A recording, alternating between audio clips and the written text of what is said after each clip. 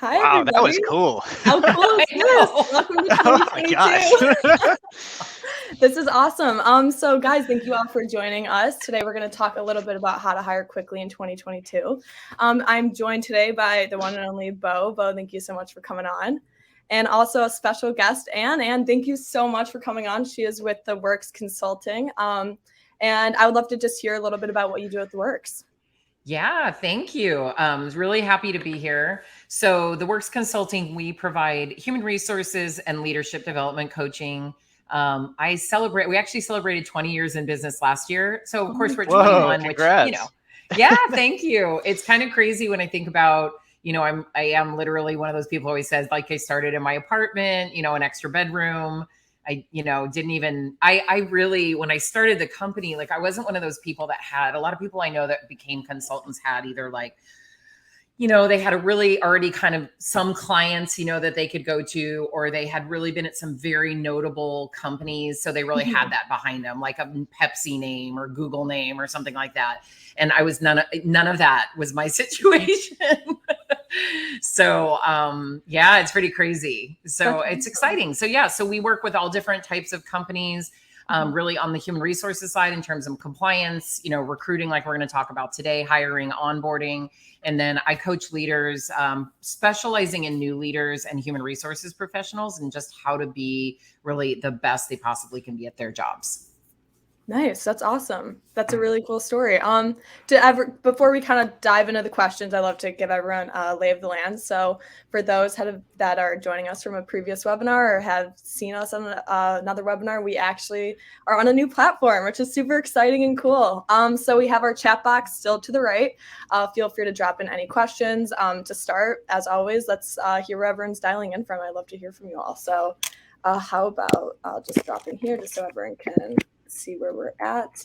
Awesome. So that's really cool. And then we do have Q&As. So we don't have a formal Q&A session at the end. We like to, awesome, Bo, I love it, representing. We love to have the questions just kind of rolling in as they come. So if you have any questions, just feel free to drop it in the chat. And Andrew, who is our video producer behind the scenes, will be sure to tag it and we'll get straight to it. So speaking of Andrew, if you guys have any technical issues, feel free to just tag him at Andrew and he'll be happy to help. So if the audio or visuals, anything like that, feel free to just ask him and he'll be sure to assist. We do have some poll questions throughout as well. So be sure to keep an eye out for those. We're just going to slide on the bottom left of your screen there. So we love to hear from you all. And then finally, last but not least, we do have a little handout for you guys. Usually what we do is a survey.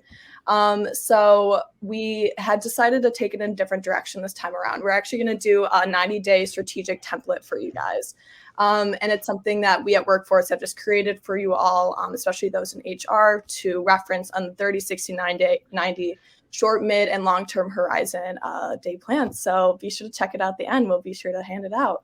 It's super cool, by the way. I checked it out. That's really that's awesome. Yeah, handout. no, I mean, it was it's something where it's super detailed. It lays everything that you need to know. It has resources. It's pretty packed full of information for sure. Yeah. Awesome. So we're kind of just kick off here with the first question. And again, if anybody has questions throughout, just drop them in the chat and we'll get to them. And to start kind of, talking a little bit about the new year, how have hiring practices changed over the course of the pandemic and kind of coming into this new year?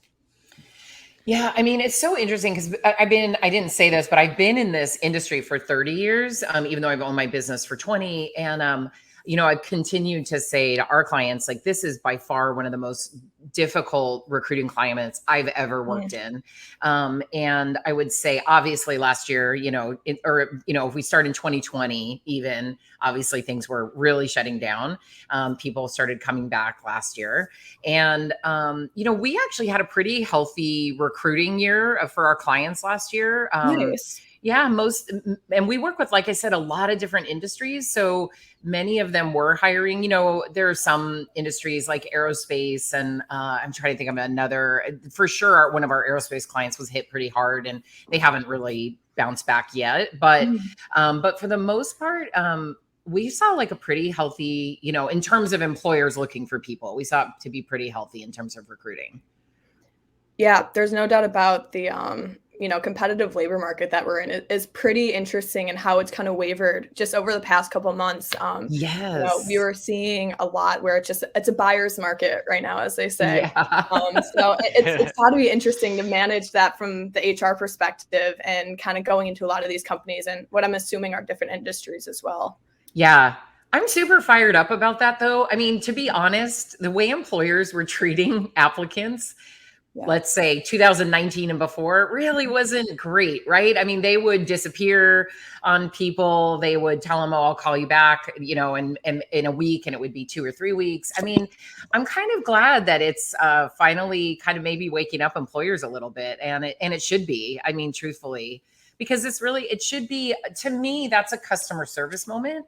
So one thing that we do, right? Like, we're obviously representing other clients, so we want to be really thoughtful about how we're doing that. But I just feel like it's a customer service opportunity. So even if this person isn't selected to work for the company, they could become a customer. They could tell someone else to work there. I mean, or to apply for a job there. So I just feel like you Yeah. never know who knows somebody, you know? The reality is that when you ghost that person, right, they don't Yeah. just go away. And so I think when you prioritize that relationship, not all jobs are going to be for all people. I think that'd Yeah. be an unfair assessment, but there are all people. So Yeah. how Yeah. you're treating people definitely impacts your image online and your image with the general industry. 100%. That being said, would you say that priorities have shifted since the pandemic?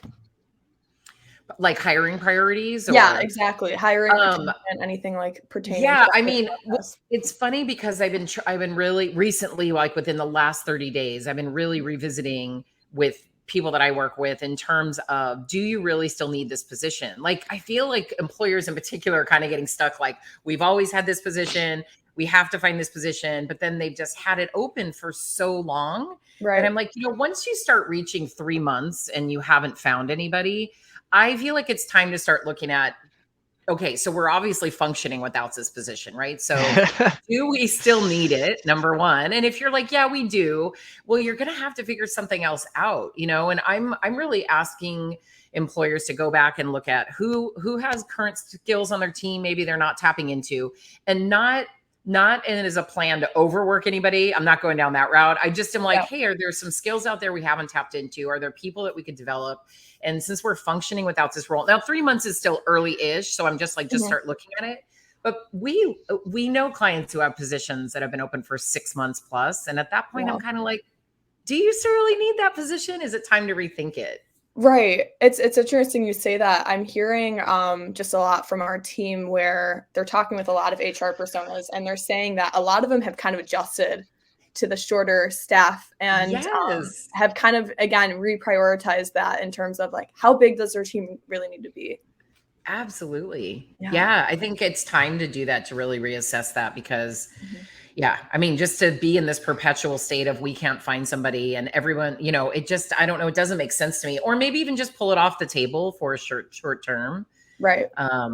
We do that even. So like one of the things we recommend that our clients do with advertising, like, so if they're advertising sort of in a traditional, on a ZipRecruiter or whatever they're doing, Right. they're advertising.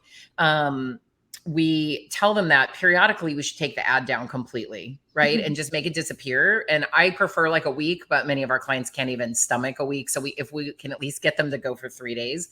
And I just sort of call it recruiting fatigue, because I feel like if someone's looking for a position and they just continue to see this job come up, it's almost like they either immediately start ignoring it because they're so desensitized to it, or they start wondering, why has this position been open for so long?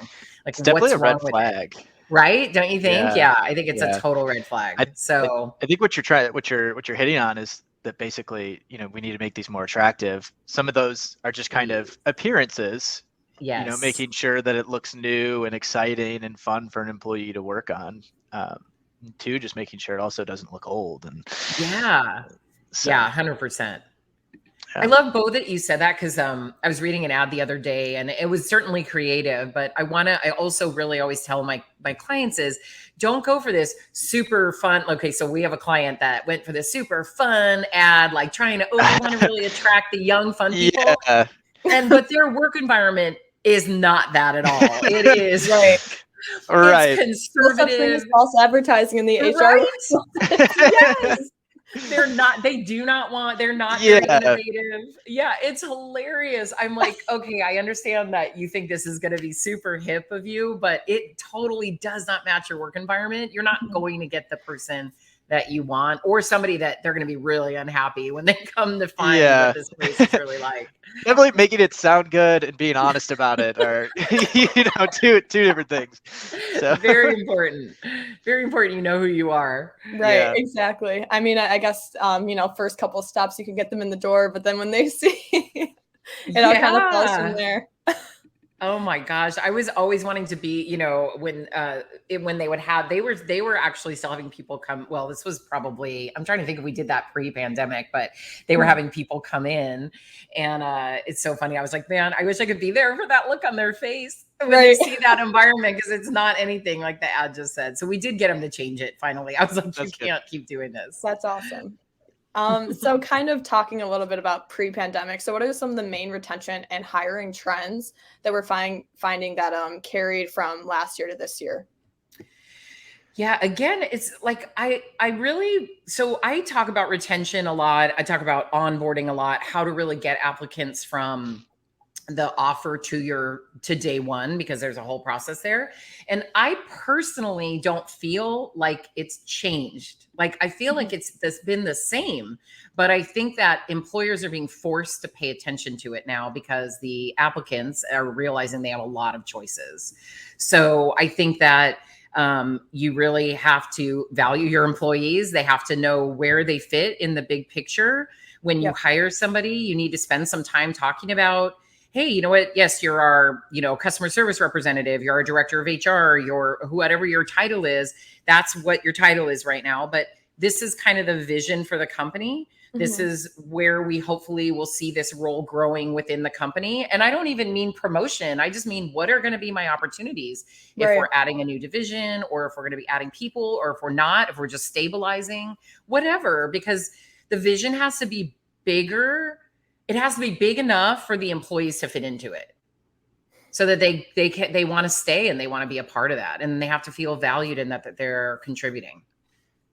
100%. And I think the idea of the overarching vision or the kind of the company's goal, right? Or mission statement, even Yeah. feeds into a lot of what people are dropping in with this poll question.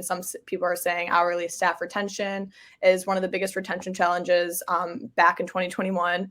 Inexperienced supervisors and managers, which is something that Oh I yeah. think it gets overlooked a lot of times, and it really feeds into that idea of having that same vision and something where everyone's on the same page, Yeah, essentially. absolutely. Yeah.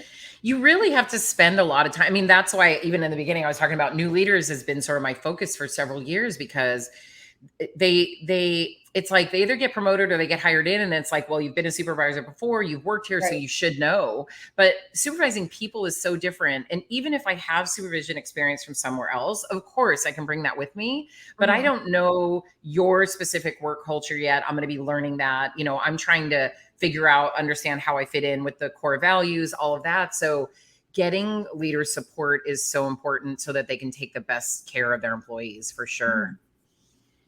There's no doubt about it. Even this, Yeah. another person said dealing with COVID, employees scared to come into the office or clinic, Yeah. in healthcare. It's with the recent Supreme Court ruling, it's definitely been hit pretty hard, and I'm sure that you can relate. Absolutely. Yeah.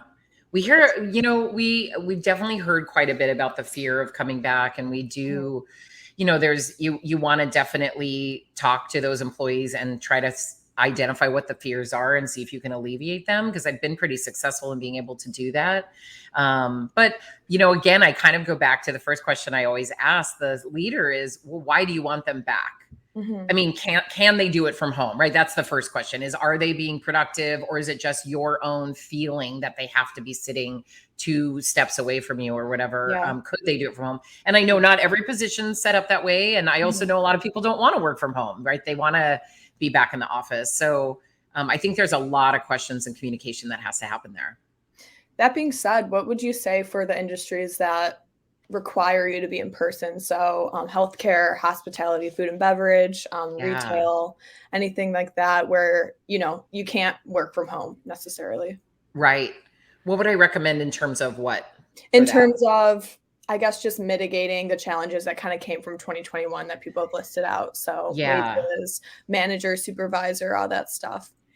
Yeah, I think anybody that has to, and we do have, and a lot of those clients as well, I think anybody that has to work in person, so you have to, obviously, safety aside, right? You have to take care of all that and try to alleviate some of those concerns. And then I almost feel like it's not any different, right? Whether they're working remotely or they're working in person, they really need to feel a part of the team.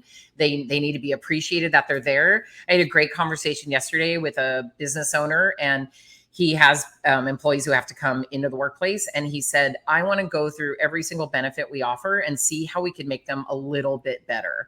Like, he's like, I can't maybe do, a huge, huge leap into something better, but what else could I offer people that's a little bit more, that makes it a little more enticing and a little more interesting? And benefits are great. That's part of it. Yeah. Money's part of it, but it's not all of it. It's like, if you're not thanking your people for coming in every day, if you're not making sure to interact with them no more than 2 weeks, as from a leader perspective, a leader should meet with their employees every 2 weeks, and not to say, like, what are you working on? What have you going on? None of that. It's like, hey, how are you doing? Right. Do you like working here? Like, I'm just curious, when you woke up today, did you wake up and go, oh my gosh, I cannot wait to get into work? Or did you wake up going, snooze, snooze, snooze? I do not want to go in, right? Right. So that's the stuff that I think that's really important. And I think it is additionally important for people in person, because they realize that there are other opportunities that they might be able to choose that are remote, that might work, that they might prefer because of that opportunity. There's no doubt about it. Yeah. And that's something where we're seeing a lot of employees having kind of a wandering eye as to what's out there, offering better compensation, better benefits. I mean, like you said, money kind of talks here, and it's speaking pretty loudly these days in this buyer's market that we're in. Yeah. Yeah. Money is definitely important, but I think that, people will also look for a combination of things. And if somebody, by the way, if someone's chasing the next dollar, they're going to do that no matter what. I don't know if you'll ever be able to sort of save them, if you will. But I also want, employers to stop using money as the reason that everyone's leaving. There's often other reasons. There's often other reasons that somebody will go look for a job, because unless you're paying dramatically less, right, than what the market is sustaining, they probably don't feel important. They don't feel like you care about them coming in every day or working for you. They don't feel engaged, so there's so many other things I think you also have to look at in addition to money. For sure. Yeah. Definitely. Kind of forecasting as much as we can into 2022. Are there any recruitment trends that HR can look out for within their company that, that they can maybe analyze or get metrics on that might help, kind of backfill some of these shifts that they're missing? I know. I don't. And it's hard because it's to go off of that. HR is not necessarily a very data heavy handed role, it's right. Like you said, it's a lot of communication, and that wavers from day to day, week to week. So if there is any scientific method on how to get people in the door, like, is there anything to look out for there in the labor market? I know. I wish there was some scientific method that I could release right now. Some equation just to lay it out. I know. I'm like, so here's the deal. You all have been waiting for this. I got the secret.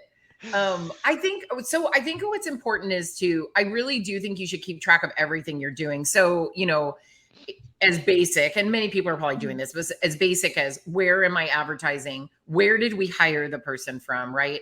How did we maybe write the job posting? What tweaks did we make? So you're paying attention to all those little things so you can start to see what works. What's challenging, I find, with recruiting is how I find my director of HR is likely going to be different from how I find my receptionist, right? Yeah. So, or, front desk, or whatever the title is, it's like, it varies that you're trying to track all these different things, but at least you can maybe track when hiring slower when hiring picked up, where you did have some success for different roles, so that you can try to repeat that if you need to. I think, probably a lot of people here already are using things like, social media, hopefully, adding quotes from your employees, whether by video or just even in text in your job posting is a really good idea. Like, what's it like to work there? So we do obviously consulting. It's not very easy. I mean, we don't have a lot of visual to show. So like clients of ours that have great visuals, like their employees are doing things or building things or whatever they're doing, they're in a cool environment. And like, you should have somebody walking around videoing that for sure. Or ask your employees just like, this is what I'm working on today, right? Or this is what it's like, I'm coming into work. You could do a super cool reel on arriving to work. Right. And like making coffee and like saying hi to your friends or, whatever. Even in the world of COVID, you could do something super cool. Even if it's remote, you can make something super funny about going to work remotely, starting off with like your slippers, Yeah. Got them on right now. There's lots of fun, but I mean, really trying to be super innovative and then trying to pay attention to what worked. I mean, that's the main thing. It's like, I would say be as creative as you can be. Don't let things hold you back. And then just try to track like what worked and how did that, if we can repeat that and it works again and again and again, that would be awesome. And I think the important part about that too is, at least from my perspective, the clients that we deal with at workforce.com is typically the HR staff are understaffed, right? Oh, yes. So they, there's lots of ideas and things that we can hit on and try and track. But I think we lose sight of what the ultimate goal is if we're not automating that process in some way. Yes. And so, if I manage 100 staff and I'm trying to, manage how our front desk associates are doing versus our director level positions, it's going to be a lot of meetings for me to the point where maybe I no longer have the time. So, I think it's important as we like explore these ideas and talk about, these hiring quickly. I think you hit the nail on the head. We need to get the feedback on how these ideas are going, but we need to automate that in some way. 100%. Yeah, I agree. Yeah, this is like really like horrifying, but there was years ago, I was a director of HR. We had 600 employees and we like manually tracked so much. Like, I feel like I had a staff member, if I remember correctly, that was like their entire job, like these Excel spreadsheets. And it's so ridiculous. It's fill out this piece of paper on 1 to 10. How happy are you? We had 14 not happy I'm doing this. Yeah. 3 came from here, 2 came from here. Yeah. So yes, absolutely. Automate what you can, keeping the human still part of the piece. But I agree with you. I think that's so much, especially you're right. I mean, HR is historically under-resourced for sure. Yeah. And that automation, I mean, it's got to free up so much time on the HR side of things. And time for, more important stuff and helping to maybe get those metrics and narrow down that formula. You never know, right? Yeah. Work with your leaders. Time on their plate, they could do it. Because I personally have always, in my HR career, I've always been super heavy. Like, I love to develop the leaders, right? I want to interact with the employees. So any of that type of stuff, that was like immediate.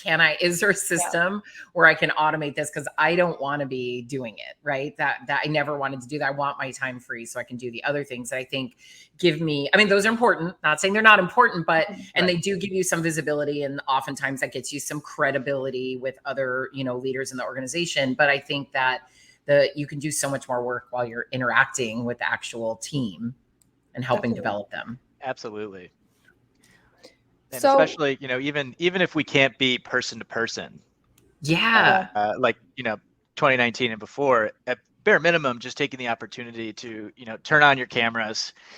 That's one of my biggest pet peeves is people don't turn on their cameras because it's just easier. It may not be that same experience of being totally in front of someone, but at minimum I could see you're smiling, I could see you're having a good time. There's a little bit more personality to it. So I agree. They need to, it needs to be probably where people, and maybe there is a way to do this, by the way, where you can like hide your own picture. I always feel like they get it down to just your picture. And I'm like, I don't, because I think people hate looking at themselves. So it's like, just I would get rid agree of with it. that. Yeah. Yeah. That's funny. So if you were to give us top of your 3 recruitment tools that you've helped companies implement. What would you say those are? And would you say that, they kind of range from industry to industry for those that are working in person, have to work in person, like healthcare, hospitality, et cetera, versus those that can work remote? So I actually think I'm thinking they're pretty consistent across industry. And I don't even think if it matters if they're in person or remote. I mean, so in terms of, I guess it's funny because in my mind, where I go with recruiting is I don't know if there's like this magic formula to get people to apply for your job, right? Like I think setting up the job posting as best as you can, making it interesting. If you don't want to read it, no one else will, for sure. And I think sometimes people, I still remember this client that said, gosh, we're not getting anybody apply. And this was a client who historically has had people they've had a waiting list of people to get in there. They're very well known for what they do. They're like, we're not getting anybody in. And I'm like, well, you look at your job posting. And I thought, this is the most boring thing I've ever read. Like, how did this happen? Like, how are you in this? What is it? So for sure, make sure it's interesting and engaging. But I think the part of the recruiting process that I want everybody to really focus on is as soon as you start interacting with those people, that needs to be, I call it like a high touch customer service experience. It needs to be excellent communication. It needs to be keeping them in the loop. It needs to be telling them every step of the way. If you tell them you're going to follow up on the 20th, you better follow up on the 20th, right? Because that is how you're building that connection. And I think that the other thing for me, the piece of recruiting is that once they accept, like that's when the recruiting begins, in my opinion, by the way.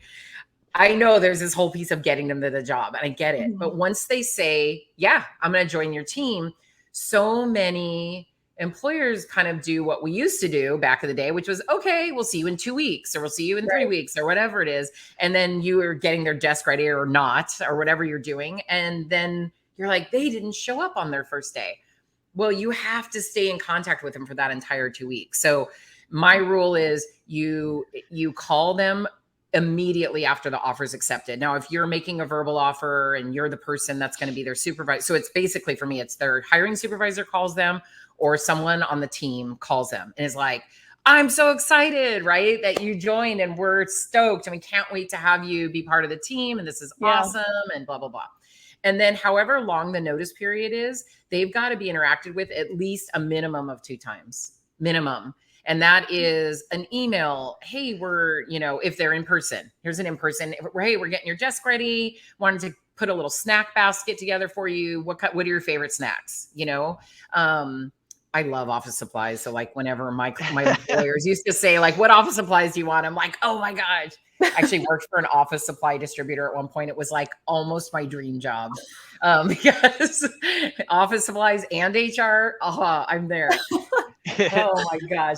But I think really, and then even like if you can set up a connection time with them, like, hey, we'd love to come. Can we meet you for coffee? Can we, whatever you want to do, whatever beverage you choose, bring one of your team members, like hiring supervisor and maybe one of the top team members, and go to where they are. Now, again, this obviously, if we're not working in other states, if we're in other states, then we're going to do it by Zoom. If we're in person, then go to their area. Hey, we'll come by you, make it like 30 minutes. It doesn't need to be 2 hours. It doesn't need to be long, but you just got to stay connected with them because they need to know that you care, that you are very excited about them starting and you're trying to keep them from sort of continue. A lot of people put out a ton of resumes, right? And they're continuing to get phone calls long after they've accepted your offer.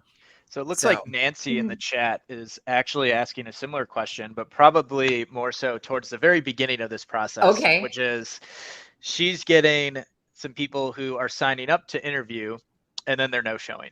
Yes. Saying that hasn't happened in the past. Why do you think it's occurring now? And what can we do? Okay. So, I have a few thoughts on this, but we have that same issue. So don't worry. Yeah. One, I would say, I think sometimes people feel uncomfortable backing out of an interview. I don't know why, with all how easy it is. Like you could just send the text now and like, hey, I'm sorry, not going to be there. It's so low, like conflict, right? You don't have to have a phone call with somebody. It's awesome. So I think sometimes people either forget. I think that happens. I think that they also just decide they don't want to interview, but they don't tell you. Mhm. Maybe they've accepted another job and they don't tell you. I just think that communication piece is terrible. And it is happening way more, 100% more than ever. I mean, like I said, this is the most unusual recruiting market I've seen. And that for sure is one of the things that we've noticed. There's a big increase in no-shows. So we do our best to try to reconfirm interviews as best as we can. Yeah. So if it's a forget thing, that at least they don't forget. But again, like you mentioned, Bo, like people, you might be a one-person HR department. You're like, how am I reconfirming? I'm barely having Sure, time yeah. to set up the interview, Yeah. Yeah.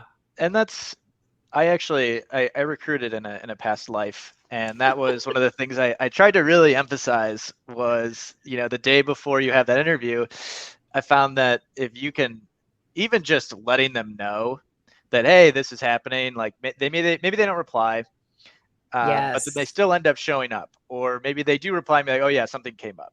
Mhm. Yeah. Opening up the opportunity for confrontation or for that conflict will at least make that burden, I think, a little bit easier. Because I think that Yeah. that's probably what is the scariest part for some people is like, I know that this confrontation has to happen, but I don't necessarily want to do it.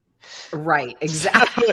but if I myself am confronted, then at least I have like that opening where it's, oh yeah, actually I'm not going. I can't Yeah, do I'm that. not going to do it.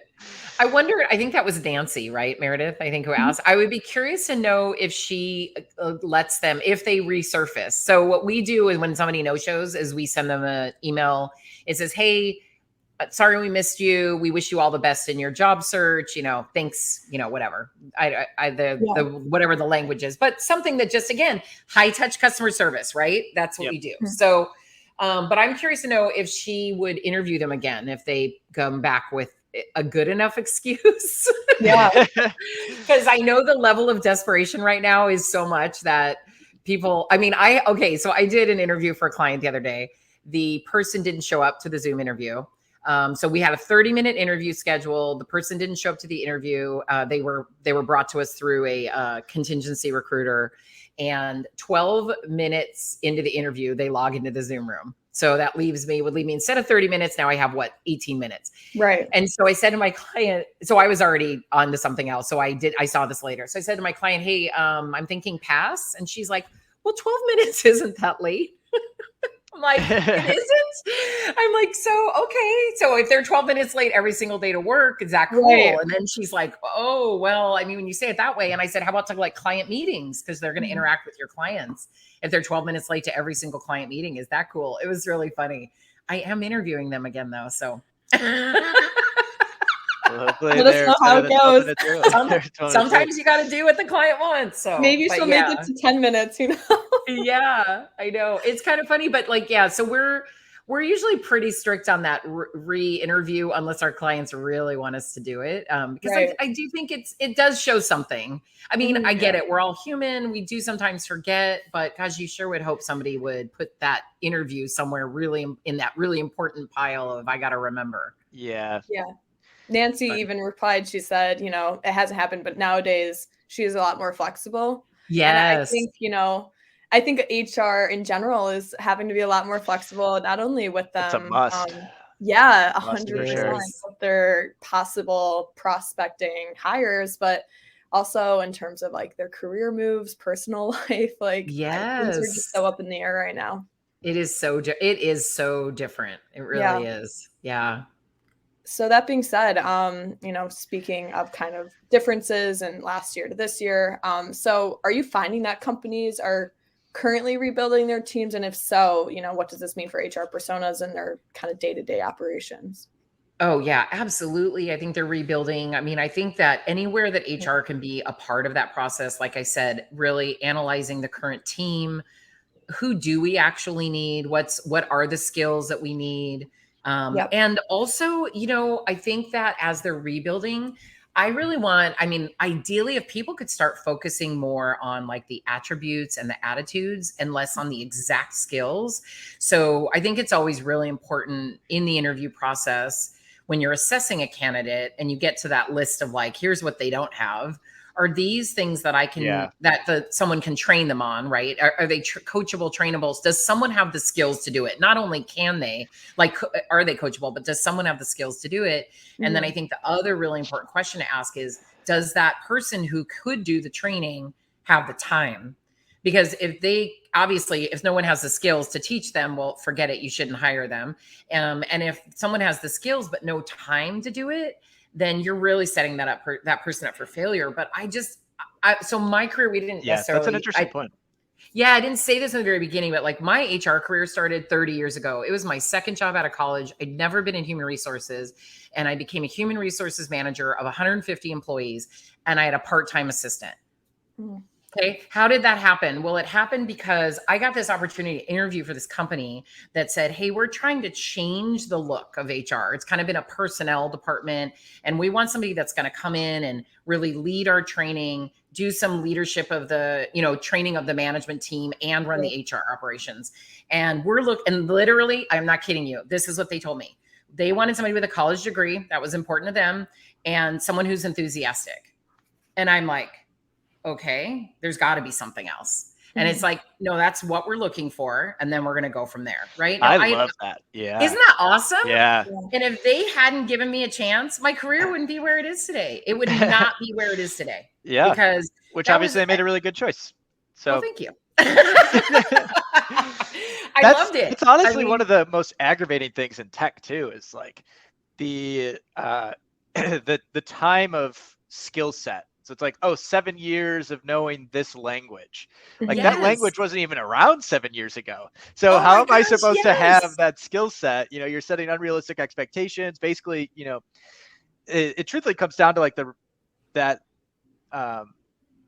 posting whoever made that didn't really necessarily understand like what they were recruiting for, right? 100%. And so if you're just talking, hey, I need someone who's enthusiastic and someone who's going to come in and do this job, that is way easier than like, 10 years of HR experience doing this at Microsoft Office and all of these crazy, characteristics and skills. It's insane. It's funny you say that. I'm coaching a leader right now who's she wants to transition into a more, she's sort of in a kind of a DEI role, but she wants to be in a more fully DEI role. And the job postings say that, like 10 years of experience. And she's like, I'm not, like, in general, that whole concept that's been coming out about DEI is more recent. Like no one's really worked. I mean, I shouldn't say no one. There are people who've worked in that field, but there's not that many that have 10 years of experience because it's a relatively developing area right now. And I was like, that's an excellent point. She's like, I don't have that many years of experience, but I have years of experience like doing similar work or, something that would definitely relate, but I haven't been like a DEI manager for 10 years. Right. Yeah, you're right. I think people do really need to rethink that. I just think there's just so many, there's so many people I think you really got to look at. Are they more someone who we want working in our work culture? Do they align with our values, our core values? Are they exhibiting those things? And then if they're exhibiting those things, can we teach them? Now, I'm not saying like, maybe if you have a director of HR that runs a huge department and there's thousands of employees, okay, I get it. But I do think we've got to be a little more flexible because I think a lot of good people are getting passed on for that reason. Yeah. I used to always think of it in like a 3-circle Venn diagram of capability, passion, and experience. That's awesome. I think that capability and that passion, that's something that like you should be recruiting for. The experience is something that, comes with time. Yeah. And, you don't necessarily have to recruit people based off experience. I think it helps, the more experience, the better. But if someone's passionate and capable, they're going to find a way. Absolutely. Yeah. I know. So I think when you were talking, Meredith, about sort of like redesigning jobs, I think that's part of it is maybe the job doesn't get as redesigned, but the way you're looking at it and the way you're marketing for it needs to get looked at. Like, okay, so we said they have to have, 1 year of QuickBooks experience. Do they have to have that, or could we teach them that? Right. Like if they're familiar with another software, would that be okay? Right. Or does it have to be this? So I think it's really asking those kinds of questions and being just really honest about, is this a nice to have or an absolute? And let's try to get to as many nice to haves as we can and really focus on the kind of people we want to work with and who we want to spend our time with day to day. Yeah, definitely.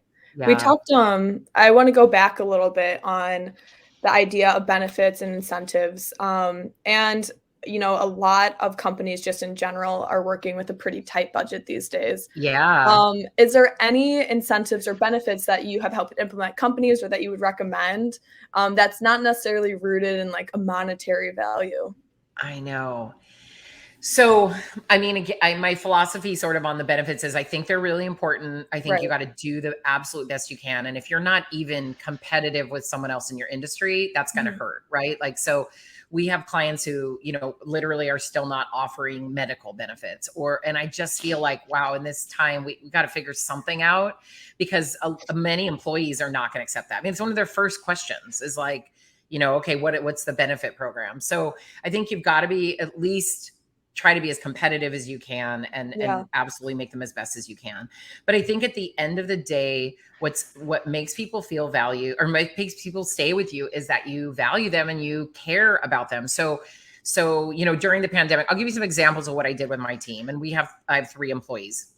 So during the pandemic, did things like one week, I sent them all flowers, fresh flowers, right? And they were all like so stoked about that. They were like, "Oh my Yeah. God, I got fresh flowers," right? Mhm. Another day I texted each of them and I said, "Hey, some of them had roommates, some had family, take you and your roommates, order, Uber Eats, Postmates, whatever.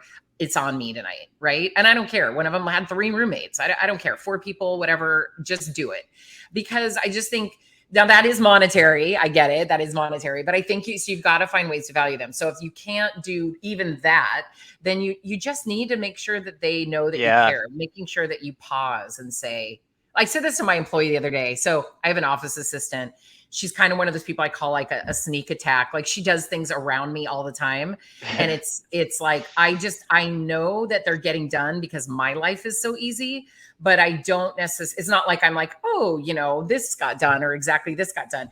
And I actually texted her the other day and I said, "Hey, I just want to make sure you know that I appreciate you so much, even if I don't say it, and I will make a conscious effort to say it more often because I should, but you really matter to me." And she wrote back like, "Oh my gosh, that made my day. And thank you so much." So you've got it. Like people need to be seen right now. They have to be seen and they have to feel important. And the minute you don't think they're important, they don't want to work for you.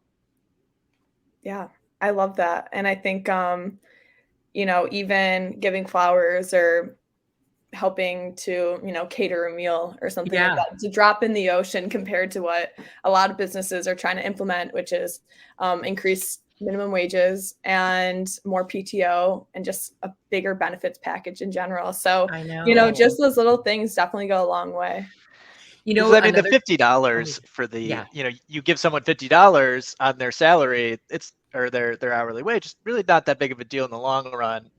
But the qualitative aspect of like buying someone a meal or sending them flowers, that's Mhm. there's a big trade-off between the money associated with just giving it directly and Yeah. doing, an actual activity around it. I think that's an awesome idea. Yeah. Yeah, we did. The other thing I was just going to say that we implemented, I did this, you all might have read, there's an article. I think it was a firm in Australia that took their workforce from 5 days to 4 days. But Mm. they're not working longer hours, but they're getting Mhm. paid for a full work week. So I was like, okay, I don't know if we can go from 5 to 4, but we went to 4.5. So all my employees are done no later than 1:30 on Fridays. And then they are paid for a full day though. Oh, So they love it. And we haven't seen any decrease in productivity and they absolutely love it. They're just like, this is the best thing ever. yeah. And That's again, awesome. it's a little money. I get it. We're a smaller team. If I had Mhm. 1,000 people, maybe I couldn't do it. I don't know. But I just think you just got to keep, and I think ask people too. I think that's another question is like, hey, what do you value? I did it's reminding me of a survey I did for a client. So they were really worried about their traditional benefit plan, like you all were talking about. And they were like, gosh, Jan, we think we need to offer better benefits and we're not really sure. And I said, okay. So I actually they had about 25 people. I met with each person on the team. We asked them a series of questions. And when we got to the end, I'm meeting with the partners of this firm. And I said, okay, get ready. This is big. And they're like, Mhm. okay, how much is it going to cost us? And I'm like, your employees want food. They want food in the I love kitchen. it. They want, beverages. They want Yeah. snacks. They want to be able to walk into the kitchen and, grab an apple or something. And they were like, what? I'm like, I think a Costco run, once a week is going to be good. I think, or wherever you shop, I think it's going to be good. So it's just, sometimes it's not that big. It's a little thing, like you said, and they've still kept that. It's so funny. I've talked to them. They work hybrid right now. And they said, we've kept that forever. Right. We have always have, they like fresh vegetables and fruit. They now have like a blender in the kitchen so people can make smoothies. And, they're just like, that was hilarious that we thought you were going to come we were going to have to really evaluate, medical, dental, vision. And it ended up just being this food thing. So that's amazing. I don't know. That's funny. Yeah. They're probably like, oh, thank God. We could do I know. apples in a bowl. Like, that's amazing. It's that awareness, I think. Yeah. Definitely. Raleigh, actually, I'm hoping I pronounced that right. Had a quick question. Do you believe the predictive index creates bias or any means by that? I don't know if I completely understand the question. I'm not sure exactly what predictive index is either. Raleigh, if you have any clarification, feel free to pop it in the chat. Give us some more info. Yeah, give us some more insight there. But I guess to kind of round things out here, what would you recommend in how to hire quickly in 2022? If you were to give us 2 or 3 quick practices, actionable solutions that our audience here can take away. So I think to hire as quickly as you can is to make sure every single person all your employees, all your friends, everybody knows you're hiring, and give them easy tools to get people to get to you, right? Whether it's a QR code or whatever you come up with, make it easy to apply, right? So if I meet somebody in the grocery store and they tell me they're looking, oh my gosh, I know someone is looking, it's easy. It's not like complicated for me to get them to you to apply. So whatever that is, so make sure everybody knows, easy to apply. And then I think the other thing is you just kind of have to be relentless in your practices in terms of you're never done recruiting until you actually have someone accept the offer. And as you know, I said that recruiting process sort of continues with that person, but you're no longer looking. So what I find people do is they get a lot of responses, they get super excited, and then they sort of shut down and they're like, okay, we've got these 4 people and one of them, and now it's really good. And oh, we think this is the person. And then they make the offer and it doesn't work. And then they're like, oh my gosh, we lost weeks. So just my other thing, and it sounds funny, it's like you got to keep going long to make it go faster, but you do not stop until you get an accepted offer. And then you shift all your attention towards that person who accepted and make sure they get to day 1. Definitely. Yeah. That's great. That's awesome. As we round this out, as we close it out, I just wanted to go ahead and share this awesome recruitment plan that we here at Workforce made. It just kind of lays out a nice short, mid, and long-term horizon for you all within the 30, 60, and 90 days. It's filled with awesome resources, so be sure to check that out. For those that we didn't get to everyone's question, Sine, I hope I'm pronouncing that right, and Raleigh, I'm hoping that we'll follow up with you there. And for those that haven't checked Anne out, be sure to check her out on LinkedIn. She has a really cool segment that I'm actually seeing on her wall there called #HeyAnne. Oh, yeah. Oh, yeah, be sure to check that out. It's so cool. I saw it myself, and I was like, this is awesome. This is genius. Thank you. I have to give the credit to a marketing company. They came up with it, and I was like, oh, my God. So thank you. It's great. I mean, I learned a lot. I watched it the other day, and it's super awesome. So thank you. Be sure to check her out, everybody. And we'll hope to see you at the next one. Thank you, Bo and Anne, for coming on today. Thank you. Thanks, everybody. Yeah, thanks for having us. Awesome. Yeah. Bye, Bye. everyone. Thank you so much. Bye.